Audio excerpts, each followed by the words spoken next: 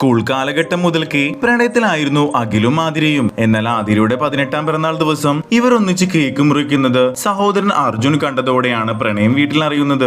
ആതിരയുടെ അച്ഛൻ Raveendran party local സെക്രട്ടറിയാണ്. അഖിലിന്റെ കുടുംബമാകട്ടെ തലമുറകളായി രവീന്ദ്രന്റെ വീട്ടിൽ ജോലിക്കാരായിരുന്നു. അങ്ങനെ അവർ എത്രയും പെട്ടെന്ന് വിവാഹം കഴിക്കാൻ തീരുമാനിക്കുന്നു. ഇതിനായി പണ്ട് ഒളിച്ചോടി വിവാഹം കഴിച്ച രാജേഷ് ഏട്ടൻ അവരെ സഹായിക്കാൻ സമീപിക്കുന്നു. രജിസ്റ്റർ വിവാഹം ചെയ്താൽ ഉടൻ വീട്ടുകാർ അറിയുമെന്നതിനാൽ ദൂരെയുള്ള ഒരു അമ്പലത്തിൽ വെച്ച് വിവാഹം കഴിക്കാൻ അവർ പ്ലാൻ ചെയ്യുന്നത്. വിവാഹത്തിന് പണം കണ്ടെത്താൻ അഖിൽ തന്റെ ബൈക്ക് വിൽക്കാൻ ശ്രമിച്ചെങ്കിലും നടന്നില്ല.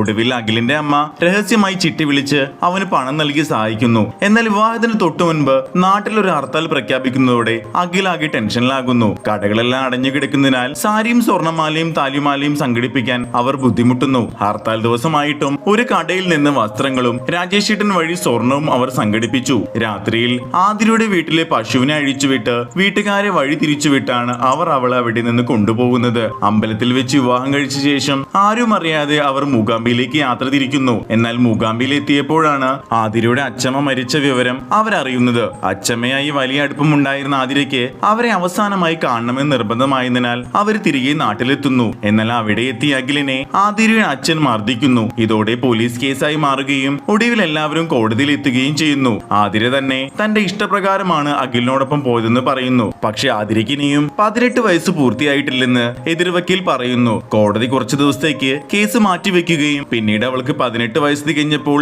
വീണ്ടും കേസ് കേൾക്കുന്നു. അപ്പോൾ ആതിര കോടതിയിൽ ഒരു വലിയ സത്യം പറയുന്നു. അവളുടെ അച്ഛൻ അഖിലിന്റെ കുടുംബത്തെ ജാതിയുടെ പേരിൽ താഴ്ത്തി പറഞ്ഞത് അവൾ കേട്ടിരുന്നു. അതുകൊണ്ടാണ് അവൾ അഖിലിനോടൊപ്പം പോകാൻ തീരുമാനിച്ചതെന്നും അവൾ പറയുന്നു. അവളുടെ വാക്കുകൾ കേട്ട ശേഷം ജഡ്ജി അഖിലും ആതിരയും ഒരുമിച്ച് ജീവിക്കാൻ അനുമതി നൽകുന്നു. അങ്ങനെ ഇരുവരും സന്തോഷത്തോടെ പുതിയ ജീവിതം ആരംഭിക്കുന്നു.